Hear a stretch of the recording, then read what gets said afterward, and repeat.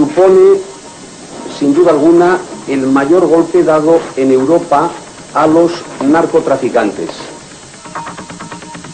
La aprehensión de la droga supuso un éxito policial sin precedentes, ampliamente recogido por los medios de comunicación, presentes en todo momento durante las fases finales del operativo.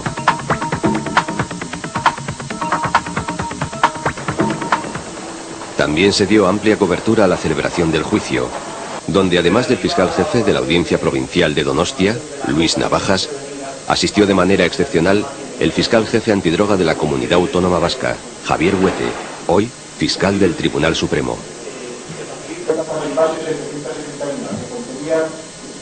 Sin embargo, durante la celebración del juicio, el acusado, José Tortosa, ya denunció una serie de irregularidades, tales como la desaparición de una importante parte del alijo y la presencia de un confidente en el caso. La denuncia realizada por el periodista Peru Egurbide en El País supuso un fuerte impacto a nivel judicial, policial y sobre todo de la opinión pública. A ello vinieron a sumarse nuevas denuncias del ya condenado Tortosa. El número inicial de cajas era superior a 60 y cada una de ellas tenía 12 paquetes. En la rueda de prensa hay entre 40 y 48, es decir, en esos momentos faltan ya más de 400 kilos. Yo digo, afirmo y pruebo que desapareció la droga, que el comisario Lizarraga y el inspector Sangorrín falsearon y ocultaron hechos, que existe un confidente, que este es uno de los más importantes traficantes de cocaína y heroína de Euskadi, tolerado y protegido por una parte de aquellos que le deben combatir. Tortosa no albergaba ningún tipo de dudas. En la operación habían intervenido para quedarse con droga policías de Bilbo y Donostia, además de un conocido confidente, Carmelo Larralde Echevarría. Larralde pertenece al conocido clan de los Bañuelos, cuyo centro de operaciones es Ocharcoaga, barrio bilbaíno especialmente castigado por la droga.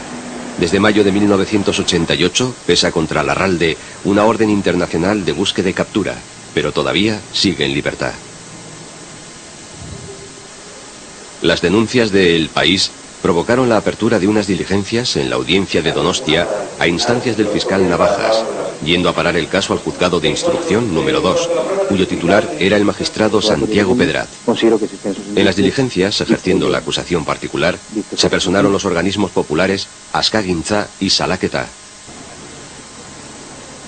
Resulta muy evidente que hace 13 años desaparecieron 200, 300 kilos de cocaína que estaban vigiladas porque era un decomiso policial y que teóricamente estaban vigiladas por efectivos policiales. 13 años después ha vuelto a ocurrir lo mismo en un edificio de aduanas de Iruña, donde han desaparecido más de 200 kilos de hachís que estaban bajo dependencias y bajo vigilancia policial. Finalmente, las declaraciones del narcotraficante arrepentido Ricardo Portavales, señalando que capos gallegos habían adquirido cocaína a policías destinados en el País Vasco, hizo que el juez Baltasar Garzón, instructor del sumario conocido como Caso Nécora, reclamara para sí las diligencias en Donostia. Pero Garzón no hizo más investigaciones y el asunto de la coca de Irún se diluyó en su macrosumario. El caso volvió varios años después al juzgado de instrucción número 2 de Donostia, que decretó su archivo. Pero Kale Gorria ha tenido acceso a un documento excepcional. Se trata de unas declaraciones del capo gallego Laureano Ubiña, realizadas desde la prisión de Alcalameco, cuyo contenido íntegro ha sido entregado en el juzgado de guardia de Donostia. Este documento sonoro debería ser prueba suficiente para provocar la reapertura del caso. Cuando comenzaron las sesiones del 13/90, llamada Operación Nécora del Super Garzón, del Super Mierda, pues cuando llegué a los calabozos de la Casa de Campo, un calabozo que nombraron allí, porque hicieron allí para hacer los pisos, allí parecía como si fuera una jaula de fieras, coincidí allí con el resto de los imputados. Yo había gente que conocía de vista, otros ni los conocía, ni nunca había hablado con ellos. Como por ejemplo José Paz Carballo. Yo a este hombre nunca lo había, nunca había hablado con él, para nada, de nada, de nada. Entonces cuando llegué al calabozo, al ver que me implicaban con él, le pregunté, oiga, porque me explicaban diciendo que habíamos tenido una comida en el restaurante La Garra y yo así. Y eso. Y yo le dije, oiga, señor Paz Carballo, ¿usted conmigo alguna vez comió en algún sitio o habló conmigo? No, hombre, no, que va, hombre, esto es otra historia. Resulta que quien hemos comido allí fui yo y Ouviña Ozores, José Antonio Ouviña Ozores. Y me ofrece esa mercancía, cocaína, a 5 millones de pesetas. Yo le digo que era muy cara. Dijo, no, tiene que ser a ese precio porque esto viene del País Vasco y se la compramos a través de la policía y tal. Lo que pasa, me dijo don Paz Carballo, lo que pasa que yo a la noche me veía siempre con el Ricardo Portavales, alias Portamulo, y le comenta, vengo de comer del restaurante Lagar, que comí con Ouviña, simplemente le dijo Ouviña. Y casualmente me estaba ofreciendo ahí una mercancía, que no es muy cara, cocaína, que es de Irún, que viene de parte de la policía y que es muy cara y tal. Y ahí quedó la conversación. ¿Este Ouviña qué es? Pues este es un personaje que anda allí trapicheando, él y su hermano, el José Antonio Ouviña Ozores y un tal José Luis Ouviña Ozores, hermano. Pero también que trapicheando, ¿qué es? Bueno, negocios. Sus negocios. Esta gente hace mucho que están en estos negocios. Llevan toda la vida. Esta gente nunca, a mí no me suena de haber leído que haya sido detenida, ¿no? Si son los chivatos de la policía, de la Guardia Civil o de las aduanas, ¿cómo los van a detener? ¿Usted quiere decir que eran chivatos? Hombre, claro. Eso yo lo sé perfectamente que son chivatos. ¿Pues tiene conexión con algún cuerpo en concreto? Tiene conexión con todos. ¿Y con alguna persona en especial para tener este tipo de protección? Hombre, él es compadre de José Louro Lojo. Jefe operativo de aduanas de Vigo. Cuando me dice compadre, ¿qué es? Compadre, o él es padrino de un hijo de él, o al revés, son compadres. ¿Es el que Ouviña Ozores tenía allí en el País Vasco, tenían un contacto de gente que veía trabajar por allí, o le llegó al conocimiento suyo o algo así? Bueno, a mí me llegó al conocimiento de que él tenía contactos por allí, en el País Vasco. Gente que ahora ya posiblemente está muerta. ¿Me puede dar algún nombre? Hombre, a mí me rumoreaban que tenía contactos con Santa María y que con un tal Iñaki Elizondo. ¿Y él tenía negocios? ¿Esta persona de Ouviña Ozores tenía negocios? Se dedicaba a comprar mejillón y a mandarlo, hacía intervenir a mandarlo para la depuradora de Fuenterrabía.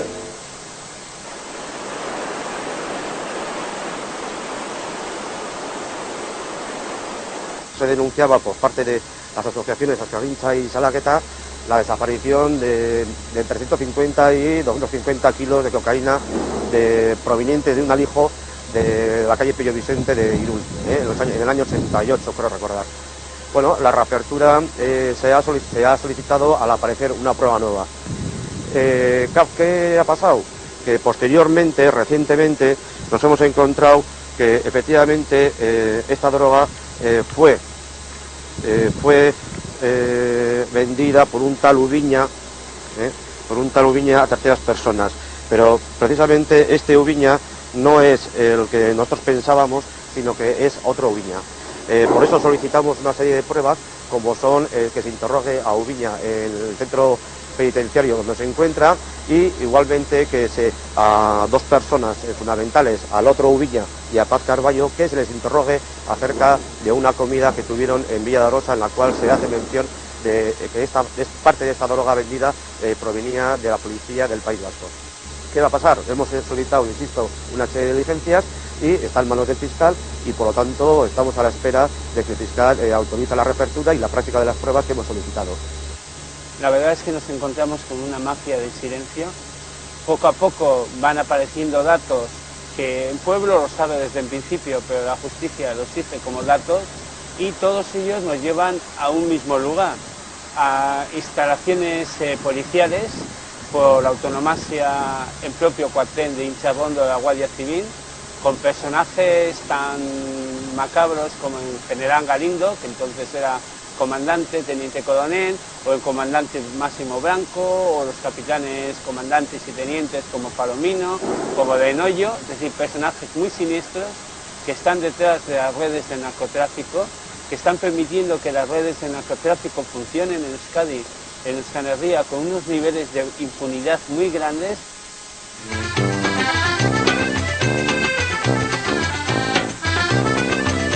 El contrabando de tabaco fue, años atrás, una de las principales industrias de Galicia. Había pueblos, como Cambados o Vilanova, en los que gran número de habitantes vivía de este negocio. Pero tras la llegada del PSOE al poder en Madrid, se sucedieron las grandes redadas contra los principales capos gallegos. Para entonces, muchos de ellos ya habían dado el salto al narcotráfico.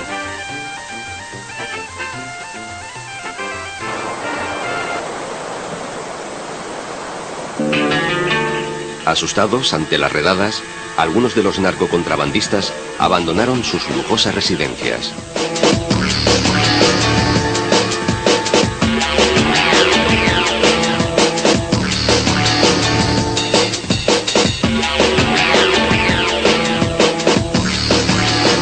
También dejaron en manos de personas de confianza bollantes negocios de todo tipo, montados sobre los pingües beneficios de sus actividades ilegales. Desde estaciones de servicio a empresas de hostelería, pasando por inmobiliarias o pujantes astilleros.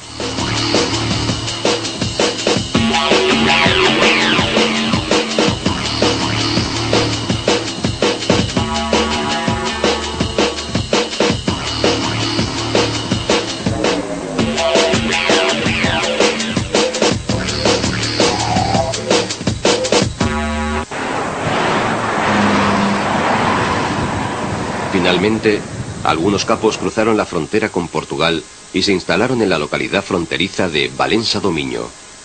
Cerca de allí, en el Hotel La Boega de Vilanova de Cerveira, el primer presidente de la Xunta, Fernández Albor, su vicepresidente, Xosé Luis Barreiro, y el secretario de la Cámara de Comercio de Villagarcía de Arousa y hombre fuerte de los populares, Pablo Bioque, se reunieron con representantes de los tabaqueros que le rogaron que mediara por ellos ante el gobierno central y los jueces de la Audiencia Nacional.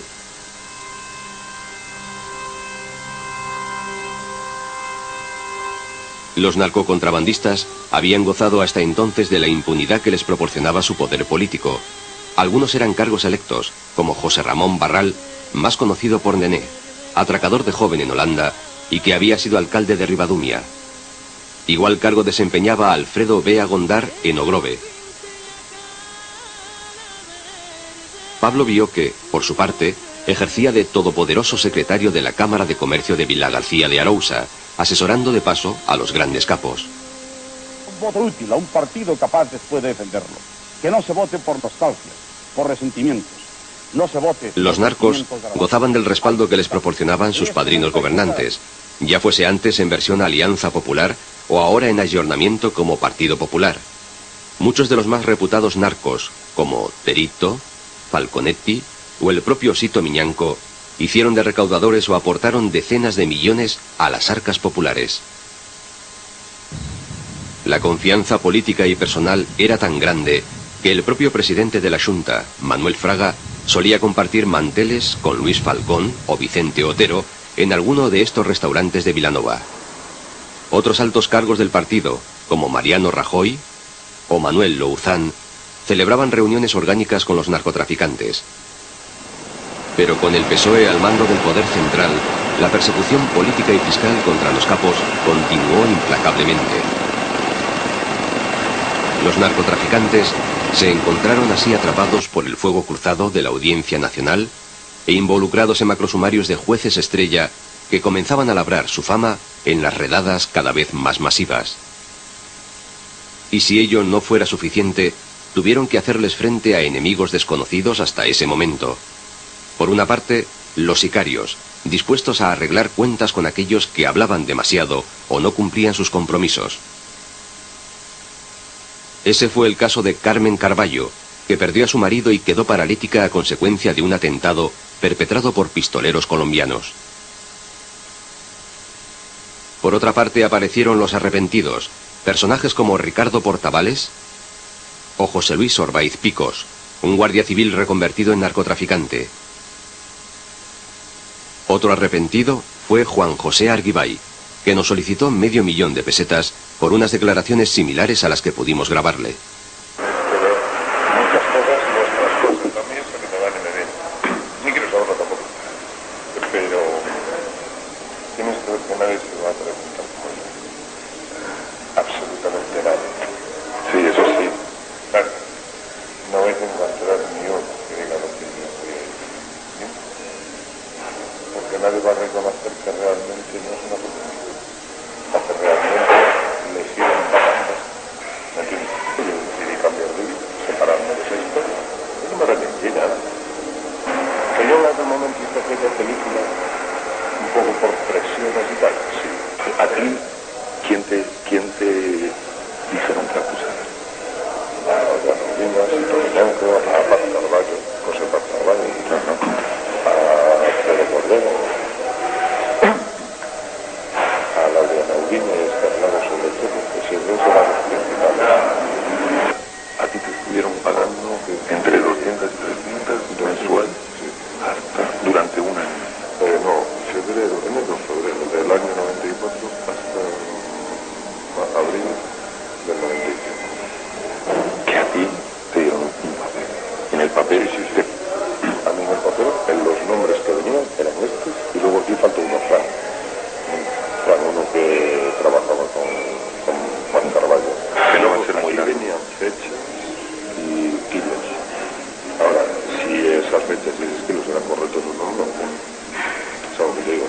Eso es la información de ellos. Yo no sé si realmente había ocurrido o no había ocurrido.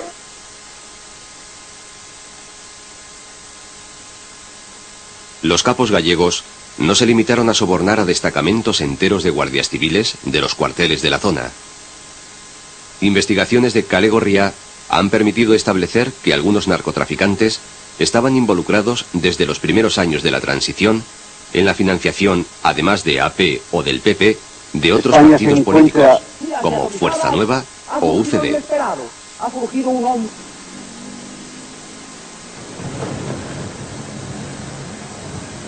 Entre 1976 y 1977 se realizaron varias descargas de miles de cajas de tabaco en el muelle de Corcubión para abastecer las arcas de la Fuerza Nueva de Blas Piñar. La operación contó con la protección del entonces director general de aduanas y del jefe de la Guardia Civil de A Coruña, además de la financiación de un constructor de Santiago de Compostela. La recaudación para Fuerza Nueva continuó hasta hace muy poco a través del ultra Ángel Lores González, que oculta sus negocios de narcotráfico a través de una empresa de congelados. Lores González, recientemente detenido en Vigo dentro de la operación Más Atún, actuó durante un tiempo protegido por un comandante del Servicio de Información de la Guardia Civil de Pontevedra. Lores, militante de Fuerza Nueva y que ha estado en prisión por tráfico de cocaína y heroína, operó durante mucho tiempo con total impunidad en los puertos de Ogrove y Cambados. Incluso, ataviado con camisa azul falangista, intentó cobrar el impuesto para su formación a narcos como Manuel Charlín, José Ramón Barral, Terito, Laureano Ubiña y Manuel Carballo Jueguen. A alguno de ellos logró arrancarle hasta 1,5 millones de pesetas, mientras que a otros, como a Carballo, que se negó, les colocó una bomba en la puerta de su chalet. Lores controlaba un grupo de 30 ultras, especialmente beligerantes en Vigo, donde se dedicaban a cobrar el impuesto de protección a clubs de alterne. Sus sicarios eran especialmente violentos, y unos hermanos apellidados Matas llegaron a dar muerte a 2 personas en el barrio vigués de Valladares. Sin embargo, no todas las relaciones de los capos con las formaciones políticas fueron tan traumáticas. La UCD de Adolfo Suárez logró que varios de los capos gallegos, entre ellos Laureano Ubiña, le aceptaran letras de peloteo remitidas por una inmobiliaria de Zaragoza. Algunas de ellas fueron descontadas por la sucursal del entonces Banco Central Hispano de Vilagarcía de Arousa. En la operación intervino el entonces presidente de la UCD pontevedresa, José Antonio Sánchez.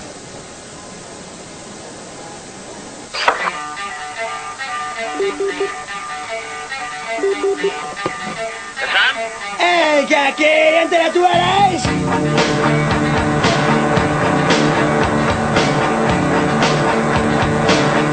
Cuando los narcos gallegos comprobaron que se les había acabado la impunidad en su tierra, dieron el salto a Euskal Herria. Tenían ya la práctica de sobornar a agentes de la Guardia Civil y en Guipúzcoa se encontraron con un terreno abonado en el cuartel de Inchaurrondo. En el acuartelamiento donostiarra se hicieron con los servicios de los guardias del servicio fiscal y a través de Santa María y Chofo Migueliz sobornaron a los guardias que formaban parte de los equipos antieta. Estos grupos eran intocables por estar en posesión de información comprometedora para el Estado español, por lo que la deseada impunidad estaba garantizada.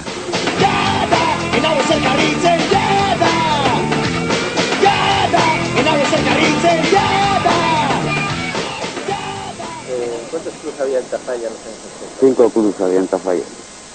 ¿Y eran todos de Azquezarán? Eran 2 o 3 de Azquezarán, hasta que se metió después con los que le quedaban. Hasta que los demás cerraron y él se quedó solo. ¿Y cómo hacía para quedarse con los clubes? Azquezarán los compraba, los clubes que estaban un poco mal, que andaban muy mal del mismo trabajo. Los compraba él. Pero los clubes iban mal porque les presionaba la policía, la Guardia Civil. Porque no dejaba trabajar como él a los demás clubes, la Guardia Civil. Pues contaba las relaciones de Galindo, que eran los dos, pues eran como socios, que les interesaba hacerse de ellos los dueños de los clubes, de todos los clubes. ¿Y qué se contaba de Luis Azquezarán? Pues se contaba de Luis Azquezarán, pues que estaban relacionados los clubes con el mismo, con la Guardia Civil, que les defendía mucho, y que a los demás clubes les ponían muchos controles y les cerraban. Y a él les dejaban trabajar hasta las horas de la mañana que él mismo quisiera. ¿Y por qué crees tú que protegía la Guardia Civil o Galindo a Azquezarán? Porque, como he dicho antes, se comentaba de que eran socios. Les interesaba tener abiertos cuando los demás cerrábamos.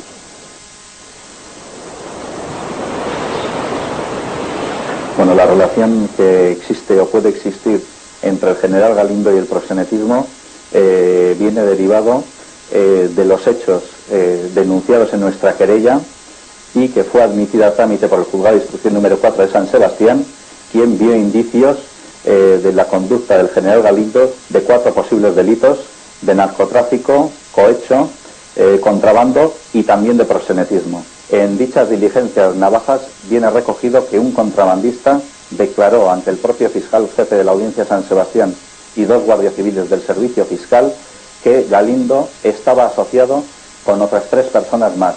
Una de ellas era José Luis Azquezarán, conocido proxeneta, y otras 2 personas más, en concreto un narcotraficante y un constructor. Cada 20 o 25 días aproximadamente estas 4 personas se reunían en un chalet propiedad del proxeneta Azquezarán en la localidad de Ollón. El patrimonio de Galindo no ha sido investigado, pues la Guardia Civil en un momento determinado, dentro de las diligencias 491 del 91 del Juzgado de Instrucción número 1, solicitó al juez que se investigaran las cuentas bancarias, o en concreto alguna cuenta bancaria del general Galindo, y el juez tomó la determinación de que no se investigara nada.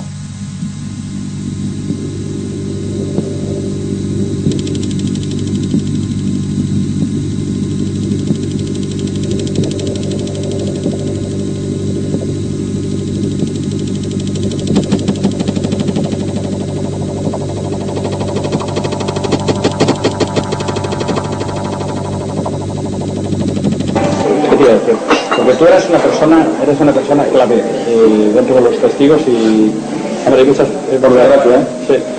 Hay gente que piensa que tu testimonio es la clave para incriminar en Inchaurrondo, ¿no? Soy el primero. A ver, vamos a ver. Soy el primero. Yo fui el primero que vas a hablar. Luego yo vine al chorreo. Tú fuiste de la mano de Enrique el Federico, ¿no? Eso es. Y fuiste de la mano de Miguel Martínez. Miguel Martínez, ¿no? Miguel Martínez, que fue el que conectó conmigo. Miguel Martínez era una persona que estaba aquí destinada a la lucha antieta, aquí en el jefe, ¿no? De la lucha antieta en Guipúzcoa, ¿no? Y eso te llevó a Enrique de Federico. A Enrique de Federico. Bueno, pues, primero yo le di permiso, claro. Y bajamos a Madrid, a Canillas, y ahí pues empezamos las delegaciones con Enrique de Federico, donde también era la identidad. Y luego fuimos a Hueren. Y Hueren lo que hizo fue pues tomar una declaración para la calidad de testigo protegido, con la identidad nueva, pues lo primero que hizo yo salí a las 6 de la tarde de su despacho y a las 8 ya les enseñó a los periodistas del Mundo toda mi declaración de quién era yo. Se desveló tu identidad de testigo protegido. Total.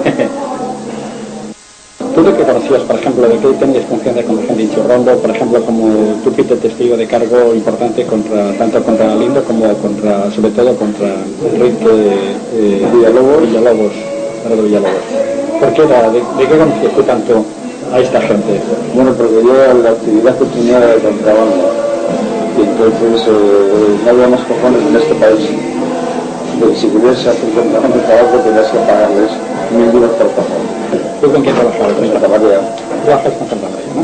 ¿Y erais la red? ¿Vosotros funcionabais como red autónoma? Sí, nosotros entramos en la seguridad, porque en realidad la red era de Bernard Herrandoña y los hermanos Inda. Vosotros hacíais la seguridad para ellos. Santa María también, tú y Santa María. Sí, yo también, bueno, yo, porque él también estaba metido en el sentido ese. ¿En qué sentido? En el sentido de que participaba en aportaciones también, en la compra, él era parte. ¿Con el tabaco qué hacíais? ¿Qué hacíais con el...? Salía para Valencia, Alicante. Bien. ¿Y la seguridad en qué consistía? En comprar guardería. ¿Cuántos teníais comprados aproximadamente? Nosotros tenemos 6, solo él. 6.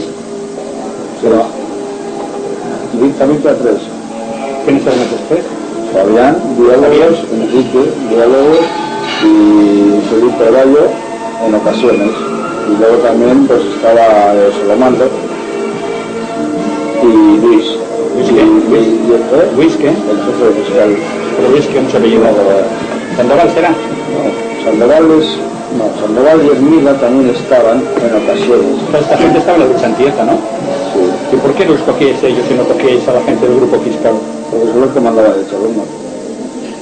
Y los que más podían dar los que mandaban el Chaloma. Él mandaban ellos, él mandaba a la gente. Ellos eran los que tenían carnet de carta blanca para hacer lo que les saliese. O sea, y con ellos entonces podíais hacer no le tuvisteis ningún problema. Y todos los demás miembros que estaban ahí trabajaban a cabeza. Entonces, esta gente es la que decís que organizaba y que no era una sola red, o sea que ellos podían estar trabajando para más redes. Pero para mucho. Por ejemplo, en todos los ámbitos, pues drogas, putas, el que más les ha pagado estos ha sido Tati. Tati les ha pagado Quique, les ha pagado esta peña. No, Tati. La peña no. ¿A quién? A todos los demás. ¿Quiénes son todos los demás, por ejemplo? El Moro, el Charrondo, el Casero, el Chema, todos están metidos en los puticlubs. Cuando dices que están metidos, ¿qué quiere decir? Están ahí asalariados. ¿Están asalariados? Asalariados en el sentido de que bueno, van a ir las copas, todo, y vengamos por eso, que necesito esto, lo otro es la. No es una cosa indirecta, no es tan directa como se puede ser un soldado. Es una cosa indirecta, que nunca para. Cuando dices, por ejemplo, está todo en Chorrón, me dijiste el Moro, está no sé qué más del Casero, ¿qué me dijiste? Sí, no, todo que era el servicio fiscal y distribución. Que llegaron los gallegos aquí. Los cuales empezaron a generar la cosa, porque claro, las cargas se pagaban a mucho más dinero. Los gallegos pagaban más. Con droga. Claro, por eso que era, pues era una intoxicación. Nosotros no les dejamos. Nosotros enfrentamos a mucha gente, pero en cambio el Falcón, como salió con el plomo, le fuimos con el Blanco, que era su socio. Blanco, el comandante Blanco. ¿Eran socios? Porque vamos a ver, por una parte estabais vosotros como tabaco, y había más tabaqueros, ¿no? Mucho más tabaqueros. Muchos más tabaqueros. Y Santa María, ¿Y esos que eran gallegos, colombianos, que eran no, gente de aquí? De tabaquera. Sí. Pero que todos trabajaban para la misma cabeza, con la misma esto. Entonces, la Guardia Civil, cuando esto pues quería que le pegara un palo a uno o pegara un palo a otro para tenerlos controlados. Para tenerlos controlados, quiere decir, para que todos pagasen. Para que todos pagasen. ¿Cuánto se pagaba, por ejemplo, de tabaco? Tú decías 5.000 pesetas caja, pero eso, por ejemplo, ¿qué le podía suponer? 5.000 pesetas caja en una descarga, ¿cuánto era, por ejemplo? Pues, más o menos. según las carreteras, porque si las rocas eran de 2.000 carbones, 2.000, y si eran pasajes de unos 3.000. 15 millones de pesetas que podían llevar. ¿Se han llevado? Sí, sí. Por ejemplo, ¿tú qué recuerdas lo más que has pagado aquí? Yo no pagaba nada, lo pagaba Santa María. Santa, ¿cuánto es lo más que le ha pagado? Sí, bien. Que me cuentas lo que más le ha pagado Santa María aquí, por ejemplo. Las entregas. 15 millones a veces más. Y esto podía ser más de una vez a la semana. Según la marea. Por ejemplo, descargas al año, ¿cuántas podría haber? Descargas al año, pues por cada semana una o dos. ¿Para 50 se podría decir? ¿Y podría decir que un mínimo de 10 millones podría ser de media? ¿Una media de 10 millones? O sea, más. Estamos hablando de 500 millones al año. Mínimo. Eso no es nada. Eso no es nada. Yo trabajé en Santa María 5 años. 5 años. No, 6 años. O sea, que 3.000 millones mínimo. Sí. Y eso se repartir entre la gente de Hinchao Condor, exclusivamente. Y solamente por Santa María. No, por Santa María no, por Santa y Carballo y... Ese grupo. Sí, San Pedro y Carballo y Bernat, de Randoña y los hermanos Simita. Sí, bueno, por ese grupo. Lo que me estás diciendo, si vosotros, tú por ejemplo, tú o Santa María o la organización de Santa María en 6 años puede haberle soltado a Hinchao Rondo 3.000 millones de pesetas, 500 millones al año, o sea, los otros que podían ser tanto más potentes, ¿no? O sea, nosotros no puedo calcularlo. O sea, por una burrada, ¿no? Una burrada. O sea, esto salió de aquí con el riñón forrado, ¿no? Claro. Y encima entre los campos que andaban. Y eso de los campos que me estabas diciendo, por ejemplo, hablamos de putas que era, de prostitutas que era el tati, ¿no? Después drogas que esta gente... Ellos consumían drogas. En los Hinchao, todos estos. No, todos estos no. Diálogos y baile. Ellos consumían drogas y todos los traficantes los tenían aterrorizados. Esto no compraba la droga, la quitaban a ellos. Aduanas se pagaban. Eso hacía pues no. Se sabía cuando partía el avión de vigilancia de aduanas de Madrid. Y la lancha de Bilbao, lo mismo. Aquí hubo, no sé, algunas muertes nunca esclarecidas. ¿Se pagaban muertes en Hinchao? No, se puede decir yo, se pagaban muertes, pero luego hay muchas conexiones hay muchas conexiones por ejemplo, de la muerte de Rusia, casualidad, creo que no se lo llevan a Navarra, parece en Navarra muerto. Para que lleve los mandos la guardia. Pero si lo deja allí, luego a la China y ya no puede manejar la investigación. Pero seguramente habría mucha gente implicada. Pero hay un tema que hacen estos. Todos los que han estado en la guerra sucia y no se los puede coger por el peligro de cáncer, que si se les coge lo matan. Con esta gente es posible todo. Manejan todo. Y lo siguen manejando, aunque no estén aquí. Les han dejado hacer porque también pues, por la guerra sucia que hacían. Por eso les han dejado hacer.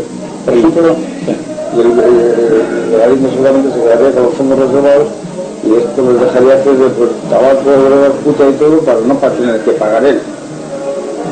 Pues si no tiene que pagar de los fondos reservados. O sea que Galindo estaría al corriente de todo esto, ¿no? Claro, no, claro. Era consciente plenamente de todas las operaciones y lo consintía y sí, sigue manejando.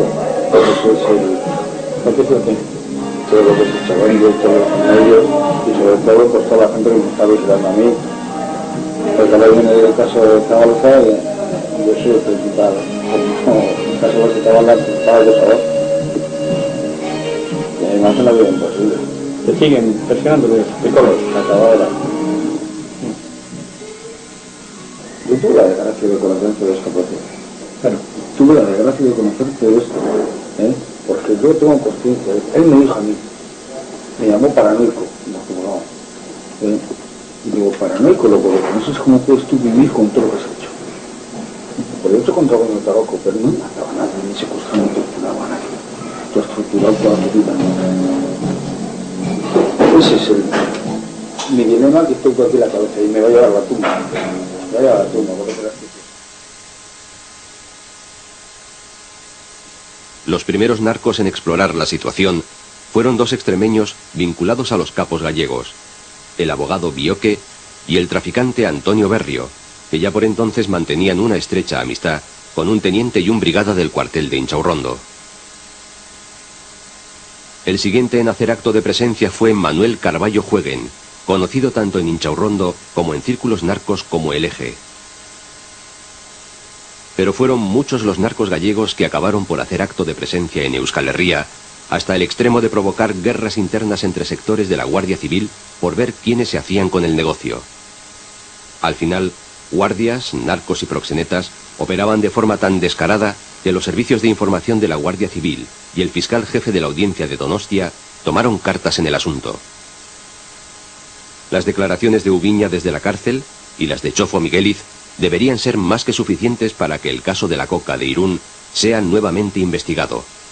Sin embargo, la lucha contra los grandes capos del narcotráfico no será verdaderamente efectiva hasta que se emprendan acciones contra los grandes bancos que blanquean decenas de miles de millones de pesetas de este negocio criminal. El Santander y el Bilbao Vizcaya, dueños de los medios de difusión más importantes en el Estado español, nunca permitirán que se sepa la verdad sobre el narcotráfico, especialmente la parte que a ellos les afecta. La Operación Casablanca, que concluyó con la condena de sus filiales en Latinoamérica, fue silenciada por los medios de comunicación. Esos mismos medios que aparentan cumplir con su aportación en la lucha contra la droga, realzando cada año un paripé semi-institucional con formato de partido de fútbol. Sus máximos promotores son el locutor Luis del Olmo y el juez Baltasar Garzón.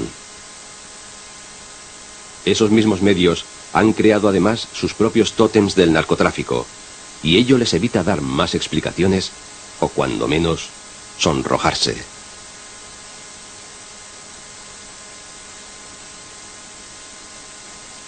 Hoy aquella lista de personas y aquella fotografía que apareció en los periódicos ya están tachados en su inmensa mayoría.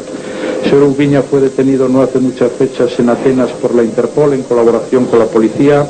Señor Bioque fue detenido en el mes de abril, no hace muchas fechas, también por las fuerzas y cuerpos de seguridad del Estado. También Josefa Charlín en una operación en Lisboa, operación conjunta del Audico de Galicia y la policía portuguesa, y ayer por la noche fue detenido, como he señalado antes, en Villaviciosa de Odón por funcionarios del Cuerpo Nacional de Policía, Sito Miñanco, sin duda alguna personas con un historial que no puede calificarse de historial muy recomendable cuando del interés general se trate de ver.